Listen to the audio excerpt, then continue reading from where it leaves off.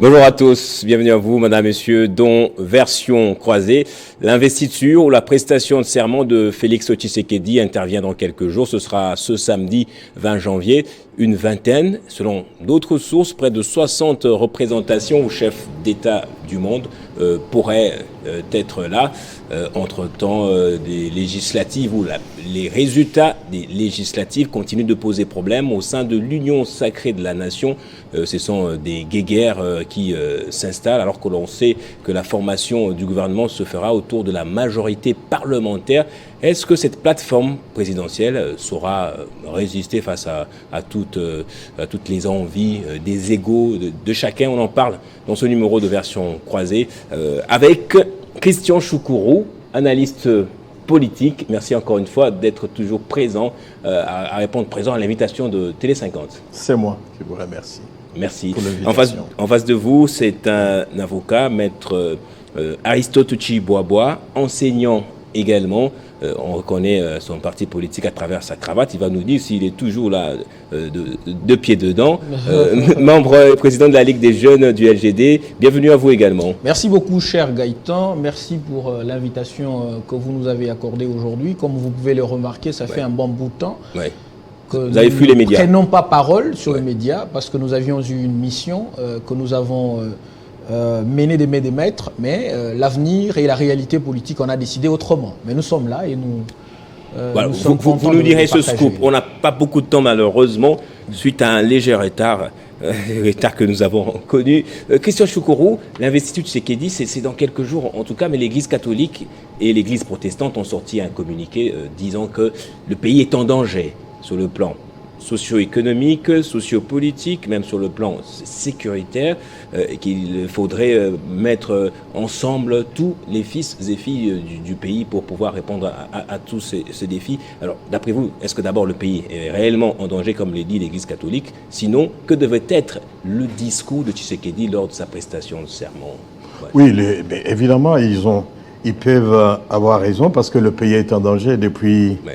l'arrivée de l'AFDEL dans ce pays, depuis quand on a pris les pouvoirs, chassant Mobutu, quand on a installé un Rwandais, chef d'état-major, avec des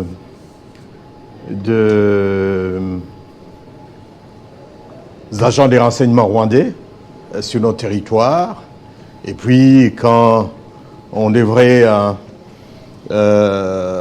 diriger ces pays à partir de Kigali. Oui, le pays est en danger. Depuis les 18 années de Kabila, le pays est en danger. Depuis les 5 années également de Tshisekedi. Aujourd'hui, nous sortons la tête. Ce n'est pas aujourd'hui, évidemment, que l'Église catholique va dire que le pays est en danger. Encore que quand il était en danger, ils ne l'ont pas dit. On sent que ils sont animés de mauvaise foi pour dire quand même que nous sortons la tête plus qu'il y a 18 années, plus qu'il y a les 3 ans. Avec le nombre de gestions, y compris des jeunes cabarébés de notre armée. Le taux de chance, c'est pas le taux de chance d'autrefois. Le panier de la ménagère, le pouvoir d'achat, connaît de plus en plus beaucoup de problèmes. Le pays est en danger. C'est vrai. Oui, ici, je ne vais pas donner du chèque en blanc au gouvernement et au président Félix-Antoine Tshisekedi, mais si vous parcourez toute l'Afrique, il y a ces phénomènes. Je ne dédouane pas le gouvernement. Il y a du travail à faire, mais le problème est quasi généralisé compte tenu du contexte économique mondial. Maintenant, le gouvernement qui doit être mis en place, sous peu, devrait vraiment tout faire pour arrêter cette folie du dollar, effectivement, qui porte un coup dur sur le panier de la ménagère. Il faut rapidement mettre en branle le mécanisme de production locale parce qu'on ne peut pas être prisonnier économiquement de l'extérieur et parler de l'indépendance de la RDC. Le gouvernement devra s'atteler, devra mettre les conditions.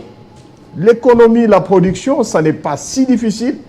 j'aimerais à ce que dans ce gouvernement, dans ce budget, dans ces programmes du gouvernement, dans les quinquennats, il faut qu'on nous ramène le budget de l'agriculture à au moins 15%. Le budget de ce qu'on appelle le développement rural, oui, il faut qu'on l'amène à au moins 10%.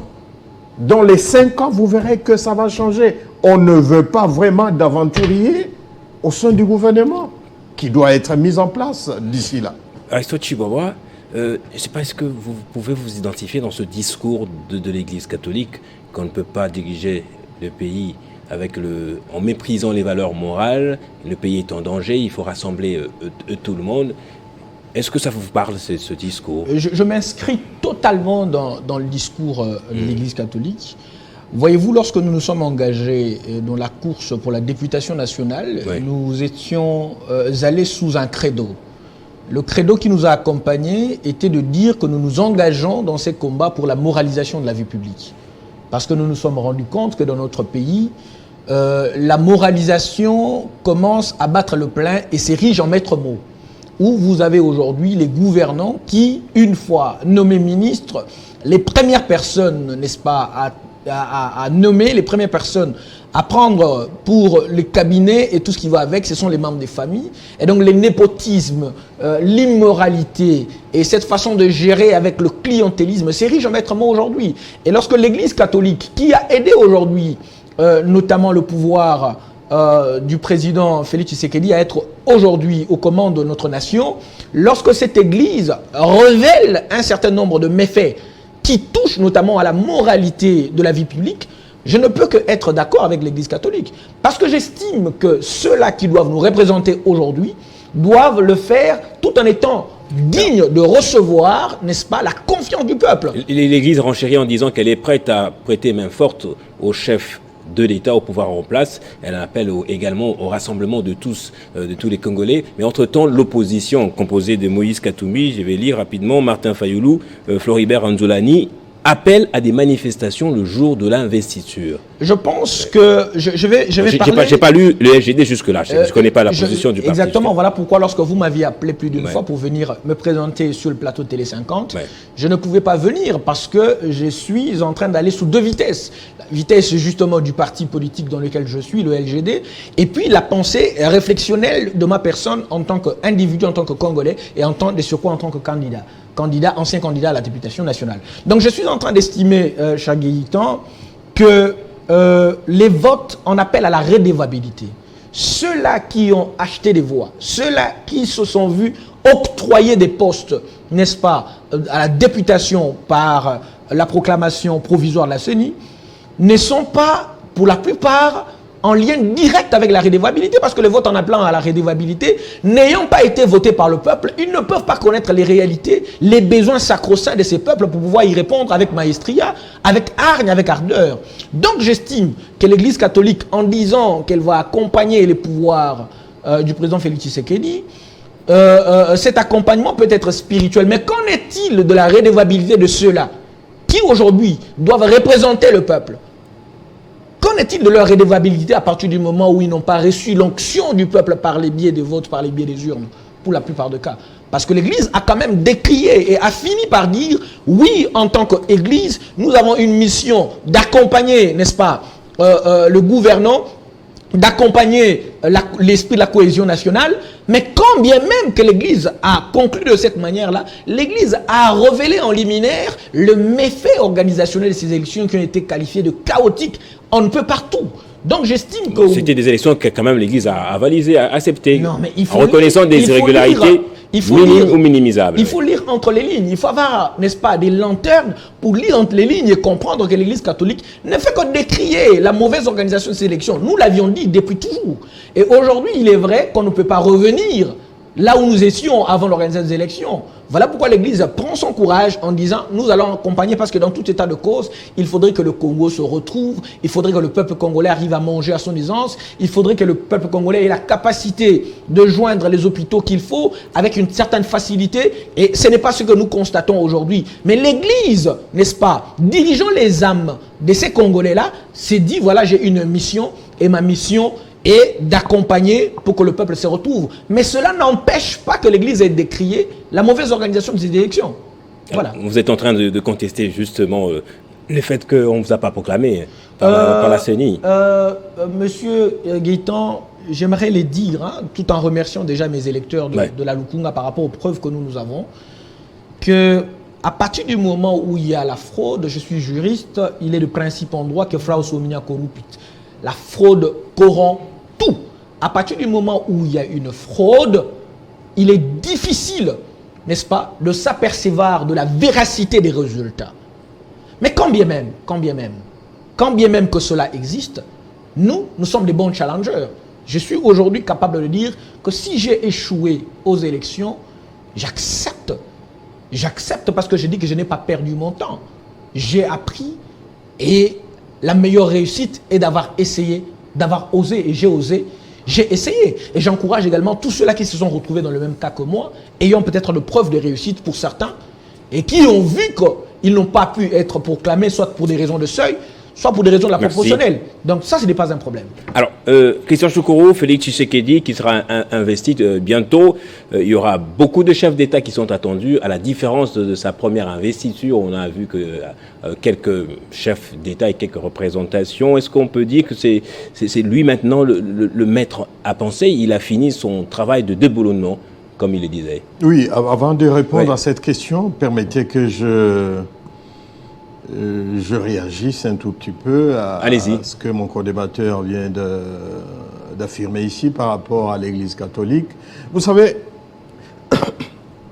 l'Église catholique peut bien porter des critiques sur le processus électoral, mais à partir du moment où on l'a vu soutenir un candidat sans porter des gants, tout carrément devient biaisé, même si ce que l'Église peut dire est vrai, mais à partir du moment... L'Église a soutenu quel candidat? Ben écoutez, est-ce qu'on peut encore tromper les Congolais? L'Église est devenue d'un camp, l'Église catholique, on sait. Elle a soutenu quel candidat, en fait, en l'occurrence? Écoutez, je n'ai pas besoin de faire la publicité des gens ici, mais même vous savez qui l'Église catholique a soutenu. Et donc, comme le candidat a échoué, donc il faut jeter en pâture tout le travail qui a été fait. Mais aujourd'hui, quand même, je suis heureux que la même Église catholique ait fait rétropédalage, reconnaissant. Le rapport publié par la MOE, Senko et CC a été salué par le pouvoir en place. Mais il a été qualifié d'objectif, en tout cas. La même Église dit qu'elle va accompagner le président de la République. Parce que le pays est en danger, dit-elle. Ça, c'est des jeux de mots propres à l'Église catholique, on sait.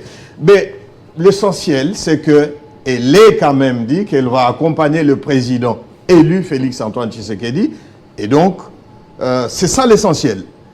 Répondant à votre question, justement, Tshisekedi, c'est le grand maître maintenant, mais c'est à quel prix? Le président Félix a été élu, et même tous ses challengers, en ce compris Moïse Katumbi, à qui j'appelle même aujourd'hui, que s'il est réellement patriote, il ne doit pas se soustraire de toute sa reconnaissance de la réélection du président Félix Tshisekedi, en commençant par l'intérieur jusqu'à l'extérieur. Pourquoi continuerait-il à se comporter comme quelqu'un qui n'est pas républicain, entre guillemets, et qui continue à suivre un groupe d'extrémistes qui ne voient pas la réalité? Aujourd'hui, je pense qu'il est temps que Moïse Katumbi félicite le président élu. Ce n'est pas la fin du monde. Ce n'est pas la fin du monde. Mais ils ne reconnaissent pas ces élections. Pour eux, ce sont des élections organisées dans toute irrégularité. S'il ne le reconnaît pas, la logique serait qu'il empêche même ses élus de participer, d'aller à l'Assemblée nationale, comme l'a fait. Alors, je disais, Tshisekedi, comme l'a fait Etienne Tshisekedi ou Amoulouba, a été largement réélu, peut-être plus de 73%. Si il aura la majorité. parlementaire, parce qu'on attend la confirmation par la Cour constitutionnelle. Mais c'est à quel prix qu'il a obtenu tout ça? J'aimerais à ce que Moïse Katumbi, pour être logique avec lui-même, de tout le monde, pour être logique avec lui-même, comme Étienne Tshisekedi en 2011, qu'il empêche ses élus, ils sont 28 ou 18 ou 28. Ça dépend des chiffres. Qui les empêche. Il y a des mosaïques à l'intérieur, c'est près de 20. Qu'il boycotte l'Assemblée nationale. Là, on dira qu'il est logique dans ses prises de position. Sinon, qu'il félicite le président de la République et qu'il laisse ses élus aller servir ces populations qui les ont fait confiance. Sur le plan social, ces élections ont laissé beaucoup de stigmates. Ont divisé pratiquement nos tribus, davantage, je dirais. Toutes les élections, même en France, les élections divisent toujours. Aux États-Unis, jusqu'à aujourd'hui, les élections de Joe Biden continuent à diviser la société américaine. Partout. Mais évidemment, il faut créer un climat de concorde, surtout la RDC étant un pays en guerre. Je crois que le président de la République, Félix Antoine Tshisekedi, devra prendre des mesures pour essayer d'atténuer ces tensions qu'il y a. Mais la logique est simple. Le président a été élu. C'est vrai. C'est vrai. À la CENI, il y a des choses qu'il faut peut-être qu'on le dise clairement. Il y a des choses qui se font et qui risquent de... On a tripatouillé les choses. Détacher les processus. Par exemple, moi, je ne suis pas là pour louer les régimes, même si je fais partie des lignes sacrées. Je ne peux pas, moi, personnellement, par exemple, comprendre qu'au niveau des législatives, que tous les familiers des membres de la CENI, du bureau de la CENI, les enfants, les femmes... Je crois que là, il faut que la Cour constitutionnelle regarde bien ces cas. Nous ne faisons pas les dialogues quand nous venons sur le plateau de télévision. Nous disons les choses telles qu'elles sont. Mais même Katumbi conscient, c'est vrai, il y a irrégularité, même Katumbi conscient, il sait que Félix Tshisekedi a été élu par la majorité des Congolais. Mais les législatives, c'est une autre paire de manches. Voilà. Évidemment, la Cour constitutionnelle devra vraiment très bien regarder. Il y a beaucoup de choses là-dessus. Alors, c'est clair. Christian Choukourou a reconnu en 2015 qu'il y a eu en tout cas des problèmes lors de la proclamation des résultats des législatives. Je sais que vous allez sauter dessus, mais je voudrais savoir que doit être la position de l'opposition à l'approche justement de cette investiture. Est-ce qu'il faut marcher comme les autres l'ont annoncé? Et quant aux contestations, l'approche la plus républicaine, c'est laquelle? Bon, respectueusement, mon co-débatteur a essayé d'épingler un peu l'Église catholique pour dire que l'Église ne fait que jouer avec des mots et que l'Église soutenait un candidat. Bon, qui n'a pas évidemment, cité. je ne suis pas porte-parole d'un candidat. Par ailleurs, j'estime que l'Église catholique nage dans les eaux profondes de la vérité. Et la science de la vérité demande l'aiguisement de l'esprit. Parce que, évidemment, la vérité nécessite plus de courage de l'affronter que de la contourner. Et ici, la réalité est que il est vrai que les élections ont été chaotiques. Que même le président de la CENI, qui s'est érigé en juge, est parti. Et même les confessions religieuses, voire même les communs des mortels de l'opposition de la majorité, aujourd'hui nous le voyons au niveau de l'Union sacrée avec certains partis, qui, ça et là, avec leurs membres, s'écrient de la mauvaise organisation des élections ou de l'attribution des postes à des personnes qui n'étaient pas réellement élues par le peuple. Donc j'estime qu'il faut avoir plus de courage d'affronter cette vérité-là, de reconnaître que nous avons faussé quelque part pour que dans le futur nous puissions arranger notre façon de faire les choses. Et c'est important.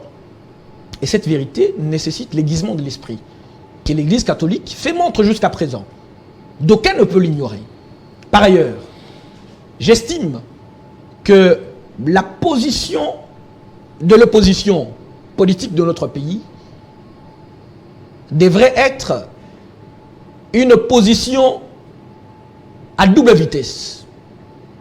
Premièrement, puisqu'il faut le dire, l'opposition est aujourd'hui on ne peut diviser. Qu'il y en a aujourd'hui qui estiment, moi je vous relaterai mon histoire, ma petite histoire. Moi personnellement, je voulais saisir la Cour constitutionnelle pour aller en contestation des résultats. Votre parti vous a dit le contraire? Non, mais vous en avez empêché? À partir du moment où nous sommes dans une structure politique, une organisation sociétale, il y a des principes qui nous gouvernent. Lesquels principes voudraient que moi, je ne puisse pas engager les partis?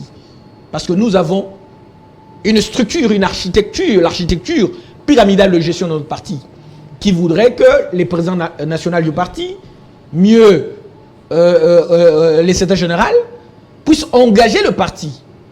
C'est-à-dire que moi, s'il m'avait été demandé, j'allais saisir la Cour constitutionnelle. Mais parfois, l'architecture de nos institutions et de leurs gestionnaires prête à confusion en termes de partialité. Je vais aller, oui, saisir la Cour constitutionnelle, mais qu'en sera-t-il de la partialité de cette juridiction? C'est la question des autorités. Mais moi, en ayant mes preuves, parce que, pour la petite histoire, en termes de chiffres, la CENI dit que le président national du LGD, Matata Pogno, a 31 000 voix. Oui. C'est le seul du LGD à avoir été élu, oui. Que, par rapport aux documents en notre possession, le LGD n'ayant pas atteint le seuil, que le LGD a 75 000 voix. Le LGD a aligné 408 candidats députés nationaux. Si un seul candidat a déjà 31 000 voix, qu'en est-il des autres candidats? Nous avons vu des partis comme Nouvel Élan, des structures comme on a vu des gens inscrits avec 2000 voix seulement. Exactement, qui ont atteint le seuil. Oui. Donc nous comprenons que c'est un mécanisme politique. Nous sommes on va passer à autre chose. Qu'est-ce que vous reprochez à votre parti concrètement? Je ne reproche rien à mon parti politique. Oui. Je suis plein dedans dans mon parti politique. Oui. Mais en tant qu'esprit libre, je vous dis que moi, je devais saisir la Cour constitutionnelle et j'en ai parlé aux autorités du parti. Mais les autorités du parti, puisque je suis statutairement membre du parti et je dois m'aligner et respecter le prescrit du parti, et c'est ce que j'ai fait jusqu'ici. Lorsqu'il avait été question de soutenir la candidature Moïse Katumbi, nous sommes là parce que le parti l'a voulu. Lorsqu'il avait été question, maintenant là, de nous engager dans le processus électoral, nous avons été là. Loin de tout fatalisme. Oui. Et lorsqu'il avait été question que moi je saisisse la Cour constitutionnelle pour réclamer, n'est-ce pas, la vérité de ce que je considérais jusqu'ici comme faux ou fausseté, les partis ont estimé qu'il n'était pas question de légaliser cette institution-là et je me suis plié. Donc voilà. Donc j'estime humblement que l'opposition étant aujourd'hui divisée, pour revenir à votre question, pour y répondre rapidement, oui. Exactement. Devrait, dans un premier temps, souhaiter que le Congo aille de l'avant en unité, parce que moi, personnellement, je souhaite l'unité du Congo. Je ne souhaite pas qu'il y ait la division du Congo. Et la politique ne peut passer qu'après. Voilà. Christian Choukourou, vous l'avez reconnu qu'il y a eu beaucoup d'irrégularités dans la publication des résultats des législatives, qu'on a publié des faux élus, parce que Bini Kadima l'avait dit que clairement que si vous attendez à voir des faux élus être proclamés, ça n'arrivera pas. On va proclamer les vrais élus, mais la réalité sur le terrain nous montre le contraire. Alors le plus dur reste à venir, c'est notamment la formation de la majorité parlementaire. En interne, l'Union sacrée de la nation, c'est des petits guéguerres, etc. Comment entrevoyez-vous l'avenir avec cette guerre des égos, le MLC qui est sur le terrain et qui brûle les pneus pour demander plus de sièges? C'est le cas pour d'autres formations politiques au sein même de l'Union sacrée de la nation. Est-ce que le pays va résister avec ça? Il va résister, mais j'ai un conseil à donner. Vraiment, en tant qu'analyste, il ne faudrait pas que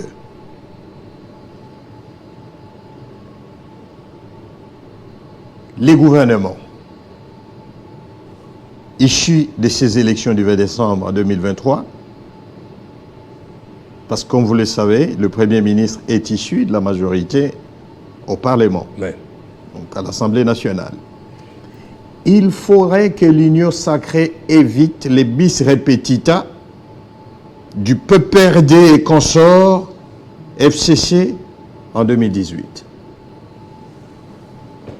Pourquoi je dis cela? Si l'UDPS se comporte comme, si l'UDPS et M. Kabouya se comportent comme Chadari et son PPRD en 2018, nous risquons de revivre ce que nous avions vécu avec la chute du FCC. Mais quelle autre formation politique peut émerger entre-temps? Il n'y en a pas. Aujourd'hui, le chef de l'État a besoin d'une chose pour éviter ces bis repetita. C'est que l'UDPS et Mosaïque évitent de frustrer les autres sociétaires de l'Union sacrée. C'est l'UDPS donc le problème?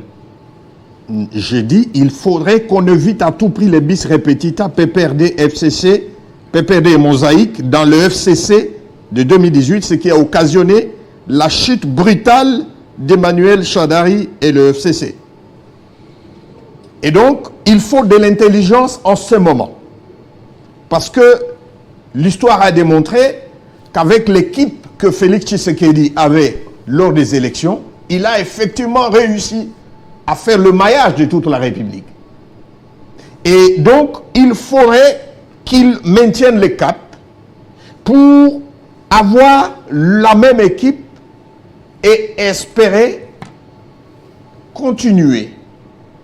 L'Union sacrée peut continuer, pérenniser ce qu'il aura accompli durant ces 5 autres années. J'espère que ces 5 années, il va faire mieux, étant donné que de 2018 à 2023, il y a eu beaucoup de crocs-à-jambes du FCC. Tout le monde le sait. 2 ans se sont volatilisés comme ça parce qu'il y avait des individus qui ne visaient que leurs intérêts au lieu de privilégier les intérêts de la République.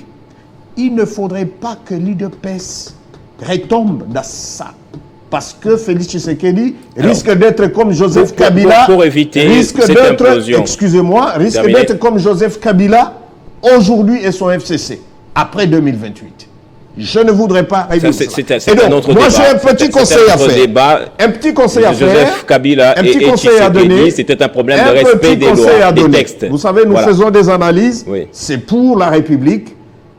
Il faut que le président de la République nomme un premier ministre. Oui, il a la majorité. Je voudrais que vous posiez cette question. Il a la majorité. Écoutez ma question alors, question Choukourou, pour en terminer au sujet de Joseph Kabila et l'Union sacrée de la nation, c'est que le parti, la formation politique, le FCC avait reproché au pouvoir en place d'avoir violé les lois. Donc ça c'est un autre débat, on en parlera une autre fois. Alors, à l'instant, il faut déjà réfléchir à celui qui va soit être l'informateur ou le formateur du gouvernement, qui doit être issu de la majorité parlementaire. C'est le profil qui peut peut-être amener la paix au sein de l'Union sacrée de la nation. D'après vous, quelle doit être cette personne-là?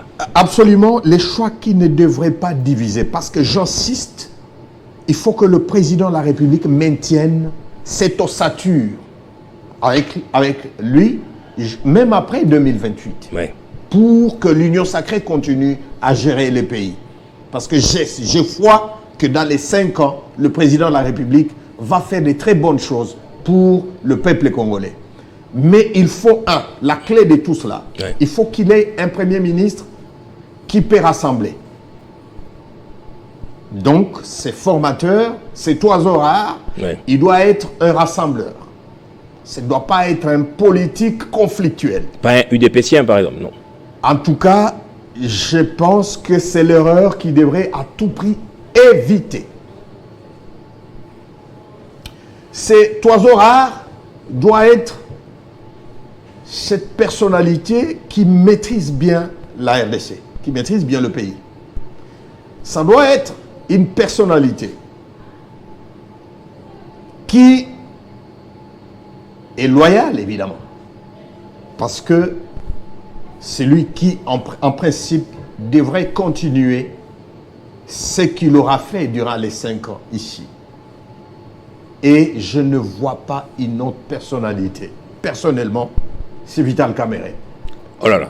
Alors, je suis un peu surpris de cette conclusion. Je ne m'y attendais pas. Ah oui. Oui, on va écouter. Cette logique, oui. Nous tombons. Est-ce qu'il fait l'unanimité? Il fait l'unanimité au sein de l'Union sacrée de la nation. On va le verra plus tard. Je pense qu'il a la capacité de rassembler. Aristote Chiboboa, le LGD n'a qu'un seul élu. le chef de votre parti politique. À combien d'élus attendiez-vous et comment comptez-vous faire pour pouvoir la récupérer si possible? Je pense que nous l'avions dit dès l'entame de nos propos ici, le LGD de mon parti a aligné 408 candidats députés nationaux. Nous avons des preuves du travail qui a été abattu. On ne peut partout sur l'ensemble du territoire national. Fort malheureusement, le destin politique a prévalu sur l'intégrité électorale. Et ce destin a été voulu par notamment les organisateurs des élections avec comme chef de file M. Denis Kadima. Évidemment, aujourd'hui, le LGD n'a qu'un seul député, le président national du LGD, le camarade Matata Pogno. Par ailleurs, ce qui est fait est déjà fait. Je vous l'ai dit que je parle en tant qu'analyste seul, en tant que Congolais engagé, de même que je peux parler en tant qu'engagé au parti. Ici, je suis en train de m'engager pendant que je parle. J'estime que, à partir de ce moment, tous les partis de l'opposition devraient réfléchir sur la gestion du pays après ce quinquennat. Il faudrait qu'on se réarme autrement. Parce que, évidemment, le pays ne va pas être en pause. Il faudrait que les choses changent. Vous pensez déjà à comment gérer le pays après ce quinquennat 2028, c'est ça? Je suis en train de penser, mais écoutez, le LGD n'a pas de chômeurs seulement. Oui. Il y a des gens qui travaillent, qui sont dans l'administration. Il y a des gens qui sont entrepreneurs. Il y a des gens qui sont professeurs. Il y a des gens qui sont étudiants.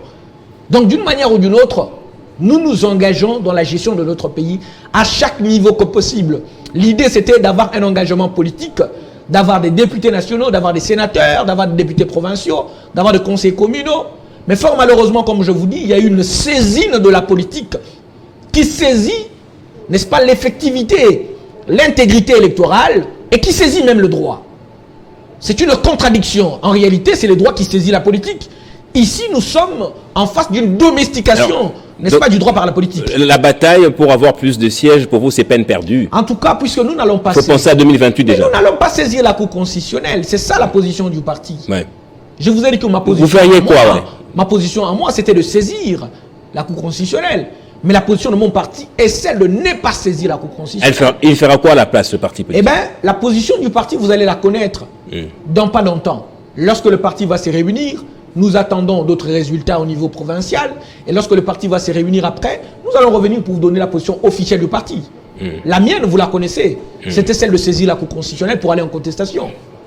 Alors, j'ai beaucoup d'égards quant à votre liberté d'esprit. On va terminer par ici. Aristote Chiboba, lorsque vous regardez ce qui se passe au sein de l'Union sacrée de la Nation, les gens qui sont très déchirent, qu'est-ce que ça vous inspire? Vous ne redoutez pas qu'ils puissent mettre à feu le pays un jour? En tout cas, il faudrait avoir un aiguisement de l'esprit pour se rendre à l'évidence que les incohérences stratégiques de gestion de la plateforme Union sacrée, les ambiguïtés de compréhension des uns comme des autres, peut amener ces pays à sa perte. Il y a des nations qui ont disparu. Aujourd'hui, nous parlons de l'ex-Yougoslavie. Évidemment, notre pays est un pays qui est au cœur de l'Afrique, un pays charnière, envié partout. 9 voisins africains. 2 345 410 km². C'est un grand pays, avec autant de minéraux, plus de 100 millions d'hectares de terres arables. Nous sommes enviés de partout. Nous avons déjà perdu en termes, n'est-ce pas, des minéraux. Et aujourd'hui, je vous donne une petite information. Comme vous le savez, l'Afrique du Sud a, malgré l'indépendance, perdu plus de 80% de ses terres qui se trouvent entre les mains, notamment de certains Britanniques, qui sont agriculteurs. Aujourd'hui, notre pays est en train d'aller dans ce sens-là. Nous avons des Indiens, des Chinois, des Libanais qui sont en train de s'accaparer des terres entières. Et j'estime que l'Union sacrée, avec ses dirigeants, devrait jouer un rôle important. Parce qu'évidemment, malgré la tricherie, ils sont aux commandes, c'est ça l'effectivité. Il faudrait que nous ne puissions pas perdre ce pays de Lumumba, que ce pays demeure intègre et que tous les territoires de notre pays demeurent ainsi jusqu'au au prochain... On va faire un dernier tour de table, peut-être moins d'une minute ou une minute juste pour chacun.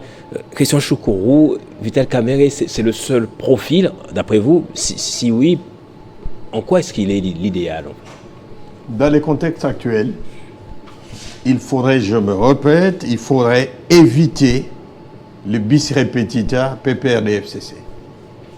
Et si on veut aller dans cette logique, que l'UDPS prenne les choses en essayant de frustrer les autres sociétaires de l'Union sacrée, c'est parti, malheureusement, pour cette situation qui serait catastrophique et pour le président de la République et pour le pays. Parce qu'on doit éviter ce qui nous a blessés il y a cela 5 ans.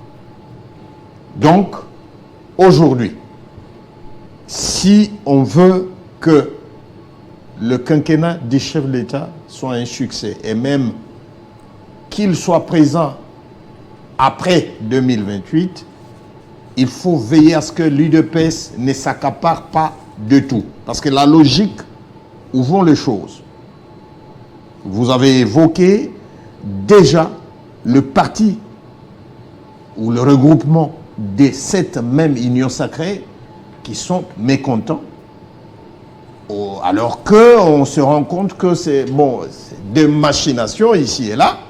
On devrait éviter, parce que c'est dit déjà vu. C'est ce que le PPRD a fait avec ses mosaïques en 2018, et les résultats, on les connaît. Les résultats, on les connaît. Aristote Tchiboba, je vais terminer par vous. Peut-être c'est une question personnelle. Vous contestez ces résultats, vous n'irez pas à la Cour constitutionnelle. Entre-temps, vous restez au LGD. Je suis au LGD. Jusqu'ici, je n'ai pas donné une idée de vouloir quitter le LGD. Ouais. Le seul problème que nous avons dans notre pays, c'est que nous avons de plus en plus de gens qui s'engagent en politique et qui ne veulent plus aiguiser leur esprit de liberté de penser. Ouais. Et je me suis décidé que désormais, je vis une vie politique de liberté de penser. Parce que j'estime que seules les idées construisent le monde. Et je vais essayer d'ouvrir une parenthèse par rapport au président de la République. Comme vous le savez, dans notre pays, le président de la République a une place de choix dans la République et dans les institutions. Au-dessus de partis, au-dessus des institutions, non, au-dessus des partis. Il n'a pas tout le pouvoir, mais il a beaucoup de pouvoir. Et le président de la République est malheureusement aujourd'hui, ressortissant, je ne dirais même pas malheureusement, est ressortissant du Grand Kasaï. Et nous sommes malheureusement dans un pays où c'est lui qui gère, s'il revient, n'est-ce pas, d'un territoire ou d'une tribu quelconque, tout le monde pense que c'est cette tribu qui gère. Au point qu'il y en a qui disent « Ezatour Nabiso ». De sorte que si aujourd'hui le président Tshisekedi n'est plus au pouvoir, on dira à tout Kassaïen qui sera en politique que vous avez déjà géré. Alors c'est une responsabilité, non seulement pas du président de la République, mais c'est une responsabilité de tout un peuple. Merci. J'espère que vous lisez entre les lignes. Merci Aristote Tchiboba. C'était version croisée, face à face Christian Choukourou, analyste politique, et Aristote Tchiboba du LGD qui va y rester, bien qu'il ne sera pas allé en contestation devant la Cour constitutionnelle. Merci à vous, madame, messieurs, d'avoir suivi ce numéro. Je pourrai vous retrouver lors du prochain.